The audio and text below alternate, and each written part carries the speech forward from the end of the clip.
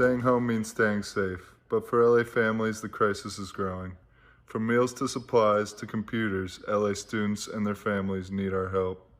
Right now, text, go online, or mail your donations to LA students most in need.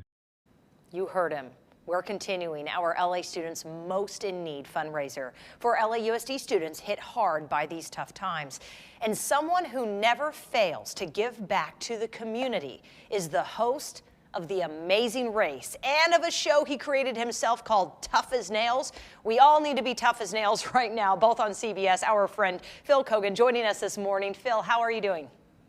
I'm doing great. I'm inspired by the stories of others who are reaching out to help other people. And it's so interesting to see the human spirit kick in times of need like this. So I love what you're doing in terms of raising money to help kids. We've got to obviously keep them learning. But so many heartfelt stories. And to me, that's what community is all about. And like I said, at this time, this is exactly what we need. We need to be thinking less about what's just going on in our own bubble, even though we have to be in our bubble, but more about what's happening outside. And so programs like this are really, really important. Exactly, and the fact that we are all in this together, we have to help each other. Phil, you faced so many challenges in your life. I mean, you've been traveling the world since you were 2 years old. Is this pandemic like anything you've gone through before?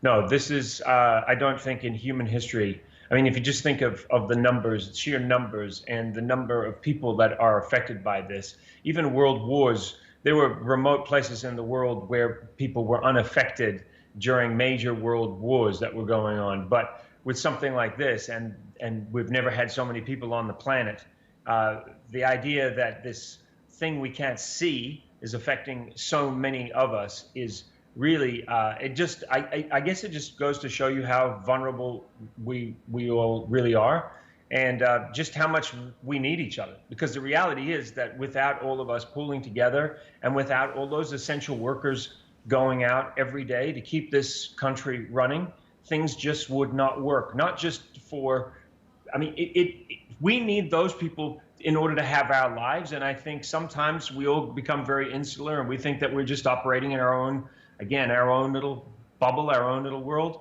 But when you see workers out doing all the essential things that keep this country running, you realize just how connected we all are. And part of the reason that I'm doing this show called Tough as Nails, and I went on a national tour, is to acknowledge those people. So many of us are locked away in our homes, and we're told don't come into contact with people. But what about those essential, those people who are essential to making sure the country works?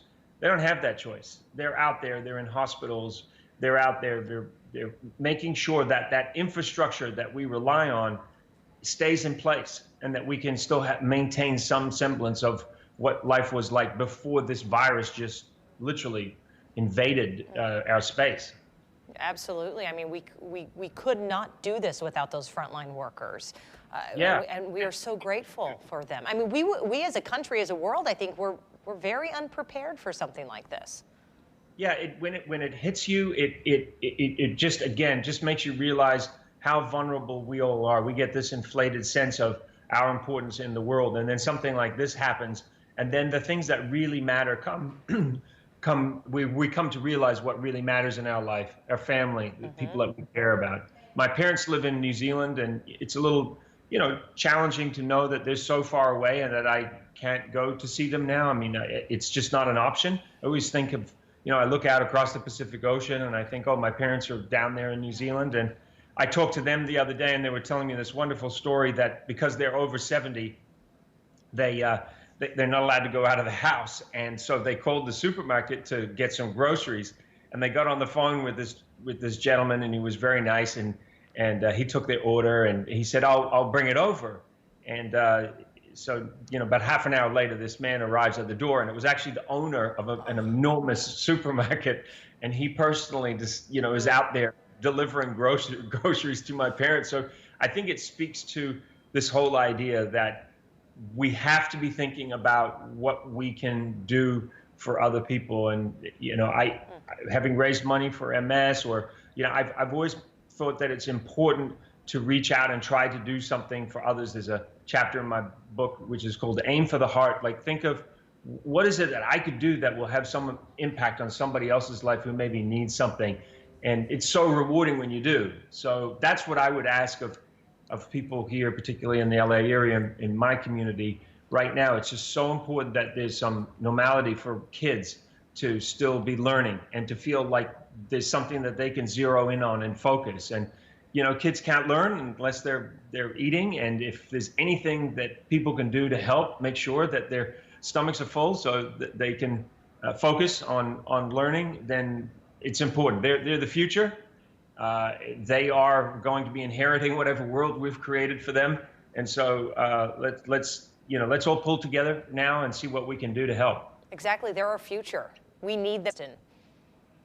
Well, you know, one of the great things that happened just in my little community, my little production community, is that my wife and I are producing this show called Tough as Nails, as you mentioned, and we managed to, and again, it's about honoring those essential workers in America, and we flew them all into LA. We did the shoot, and one of the things that's most satisfying right now is we managed to get the shoot done, and then after we closed the office, instead of having to lay everybody off, we were able to set all our editors and our producers up from home so that they can continue working, so they're not out of work.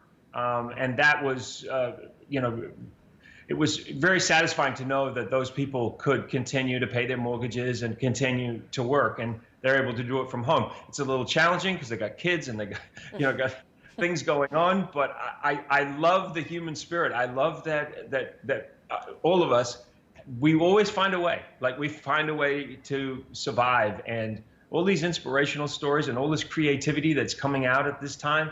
I mean, I think the world will never be the same again. And Jasmine, thanks for, you know, what you're doing in terms of sharing information, and all of those people, again, who are out there giving information and making sure people don't feel alone at home. It's an essential part of us getting through this. Exactly, and we want those kids to know they aren't alone, and maybe all your employees will help donate. This is a big undertaking, but we can do it. So Phil, thank you so much. And by the way, I want to point out we have all the information on how to give right at the bottom of your screen. Phil, stay healthy, stay safe. Yeah, thank you so much, and do the same, please.